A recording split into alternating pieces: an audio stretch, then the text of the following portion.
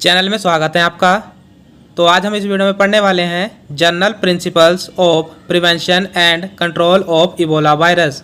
Means वो कौन कौन से प्रिंसिपल हैं, वो कौन कौन से सिद्धांत हैं जिससे हम इबोला वायरस को प्रिवेंट कर सकते हैं और उस पर कंट्रोल कर सकते हैं। लास्ट वीडियो में हमने पढ़ा था जनरल प्रिंसिपल, वो भी किसके, कोलेरा के। अगर आपने वो उस वीडियो को नहीं देखा है तो उस वीडियो का लिंक आपको डिस्क्रिप्शन बॉक्स में मिल जाएगा, आप वहां से उसको देख सकते हो। तो आज हम स्टार्ट कर लेते हैं इबोला वायरस के प्रिंसिपल्स को। तो ज़्यादा देरी न करते हुए वीडियो को स्टार्ट करते हैं।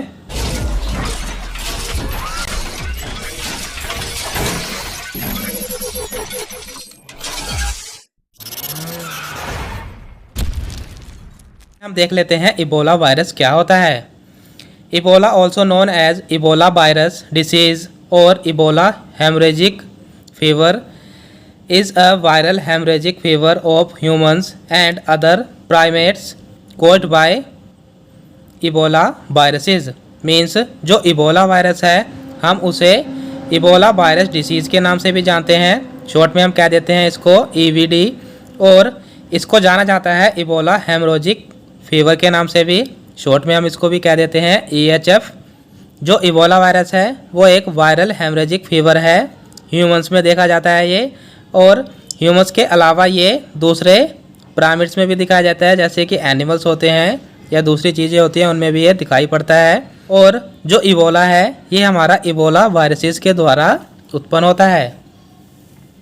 सेकंड पॉइंट देख लेते हैं हम यहाँ पे, science and symptoms typically start between 2 days। Means जो इबोला वायरस के सिम्टम्स हैं वो जो साइंस होते हैं 2 दिन में ही स्टार्ट हो जाते हैं।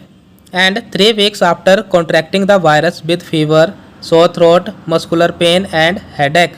मेनली जो इबोला वायरस है वो 2 दिन में उसके जो साइन और सिम्टम्स होते हैं वो दिखाई देने पड़ते हैं।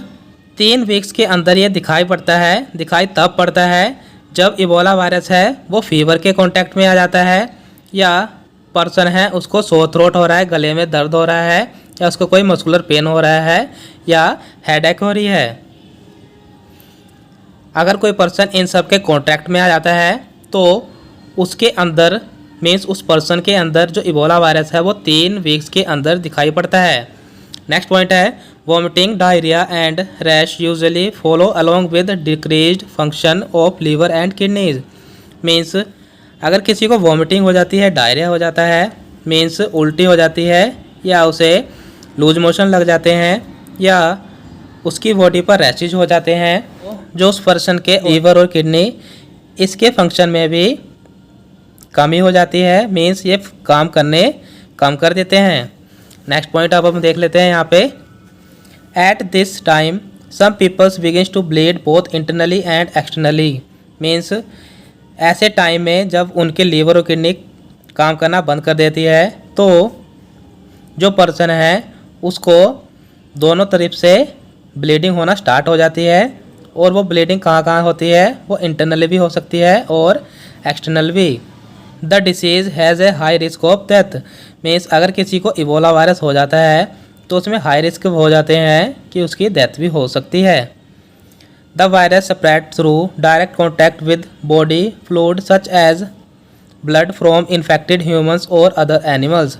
मीन्स जो इबोला का वायरस है ये कैसे फैल सकता है, ये तब फैल सकता है जब कोई पर्सन किसी पेशेंट के ब्लड के कांटेक्ट में आता है तो उससे इबोला वायरस उस दूसरे पर्सन को भी हो सकता है जो अभी नॉर्मल था। तो अब हम देख लेते हैं general principle prevention and control के। तो इसमें कुछ मेन प्रिंसिपल्स हैं, जैसे कि vaccination, infection control, caregivers, patient and household members, disinfection, general population, bushmeat, corpse burial, transport, travel, contact. तो अब हम इनको पढ़ लेते हैं, इनके बारे में जान लेते हैं। तो सबसे पहले हम वैक्सीनेशन को पढ़ेंगे। फर्स्ट है vaccine. An Ebola vaccine RVSV ZEVOV was approved in the United States in December 2019। Means Ebola virus के लिए एक वैक्सीन तैयार की गई थी, वो भी यूनाइटेड स्टेट में कब की गई थी? दिसंबर 2019 में। उस वैक्सीन का नाम था RVSV-ZEVOV। It appears to be fully effective in 10 days after being given. Means जो इबोला वायरस की वैक्सीन थी उसको अगर किसी पेशेंट को दे दिया जाता था तो उस वैक्सीन का जो असर था वो 10 दिनों के भीतर दिखाई देने लगता था। सेकंड है अब यहाँ पे इन्फेक्शन कंट्रोल, तो इसको देख लेते हैं। Viral haemorrhagic fever isolation precautions. Means किसी को अगर वायरल हेमोरेजिक फीवर हो रखा है यानी इबोला वायरस हो रखा है तो उसके आइसोलेशन करने के कुछ प्रिकॉशंस हैं, कुछ सावधानियां हैं, वो देख लेते हैं। Wash hands as needed. हमें समय समय पर हाथ धोते रहना चाहिए साबुन या राख वगैरह से। Isolate the patient. मीन्स अगर किसी व्यक्ति को इबोला वायरस हो रखा है तो उस व्यक्ति को दूसरे व्यक्तियों से अलग रखना चाहिए। Wear protective clothes. मीन्स अगर हम किसी पेशेंट का इलाज कर रहे हैं तो हमें प्रोटेक्टिव क्लॉथ पहननी चाहिए।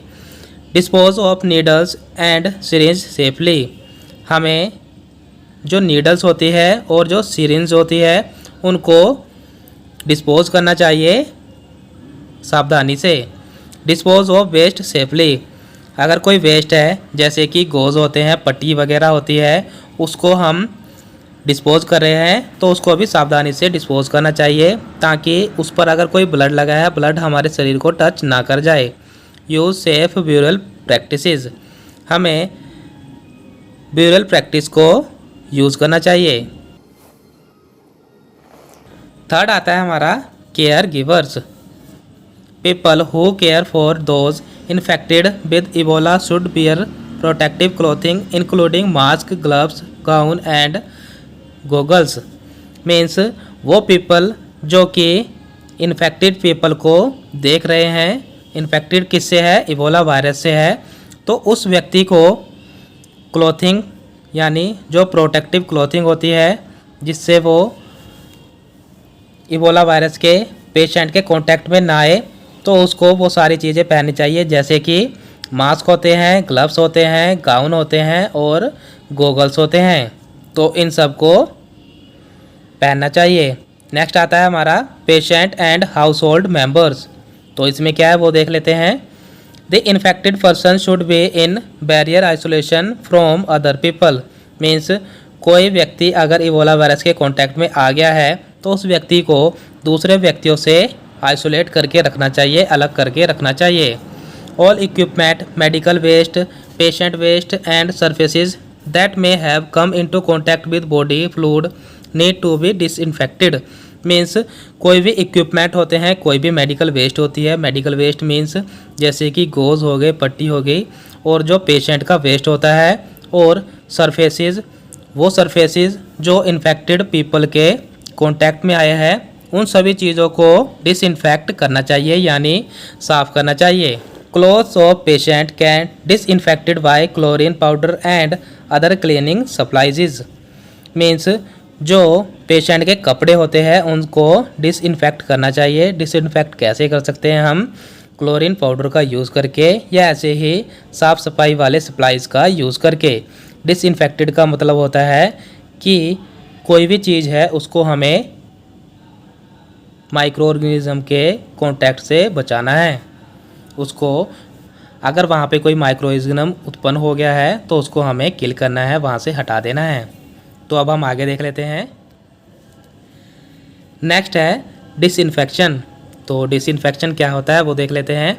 Ebola virus can be eliminated with heating for 30 to 60 minute at 60 degree Celsius और boiling for 5 minute. Means Ebola virus को हम कैसे एलिमिनेट कर सकते हैं, कैसे निकाल सकते हैं? वो निकाल सकते हैं हम हीट करके। और हीट करना कैसे है? हीट करना है या तो हम 30 से 60 मिनट तक 60 डिग्री सेल्सियस के ऊपर किसी भी इबोला वायरस के कांटेक्ट में जो चीज़ आ गई है उसको अगर डिसइंफेक्ट करना है तो 30 से 60 मिनट लगते हैं और टेम्परेचर रखना है 60 डिग्री सेल्सियस का। या हमें उस चीज़ को बॉईल करना है 5 मिनट के लिए, तो हम इबोला वायरस को एलिमिनेट कर सकते हैं। To disinfect surfaces, some lipid solvent such as some alcohol-based product, detergent, sodium hypochlorite or calcium hypochlorite and other suitable disinfectant may be used as appropriate concentration. Means अगर हमें किसी भी surface को disinfect करना है, मीन्स वहाँ से micro organism यानी वायरस को, बैक्टीरिया को अगर डिसइंफेक्ट करना है, वहाँ से उनको निकालना है, तो हम कैसे कर सकते हैं? तो हम अल्कोहल से बने प्रोडक्ट को यूज़ कर सकते हैं। अल्कोहल से प्रोडक्ट जो बनते हैं वो हैं जैसे कि डिटर्जेंट हो गए, हमारे सोडियम हाइपोक्लोराइट हो गया जिसको हम ब्लीच कहते हैं, या हमारा कैल्शियम हाइपोक्लोराइट हो गया जिसको हम ब्लीचिंग पाउडर कहते हैं, या ऐसे ही कोई डिसइंफेक्टेंट हो गए, उनको हम डिफरेंट कंसंट्रेशन में यूज़ कर सकते हैं। मीन्स उतनी कंसंट्रेशन हमें यूज़ करनी है जिससे कि हम वायरस को एलिमिनेट कर सकें, उसे निकाल सकें। नेक्स्ट आता है हमारा अब जनरल पॉपुलेशन, वो इसमें देख लेते हैं education of general public about risk factors and preventive factors of Ebola infection recommended by WHO। सबसे पहले तो हमें जो जनरल पॉपुलेशन होती है, जो पब्लिक होती है, उनको एजुकेशन देनी है, और एजुकेशन के बारे में हमारे WHO ने भी बता रखा है कि कैसे कैसे हम इबोला वायरस के इन्फेक्शन को प्रिवेंट कर सकते हैं, कैसे रोक सकते हैं, वो सारी चीज़ें WHO ने बताई गई है। तो उन सभी चीज़ों को पॉपुलेशन में बता देना है, और हमें उसके जो रिस्क होते हैं, रिस्क फैक्टर्स होते हैं, उन सभी को बता देना है। जैसे कि अगर हमें प्रिवेंशन करनी है तो समय समय पर हाथ धोते रहना चाहिए, जो इबोला वायरस से ग्रसित है उसको टच नहीं करना है, अगर टच करना है तो कैसे करना है, पूरी प्रोटेक्शन करनी है, वो सभी चीज़ें उनको बतानी चाहिए।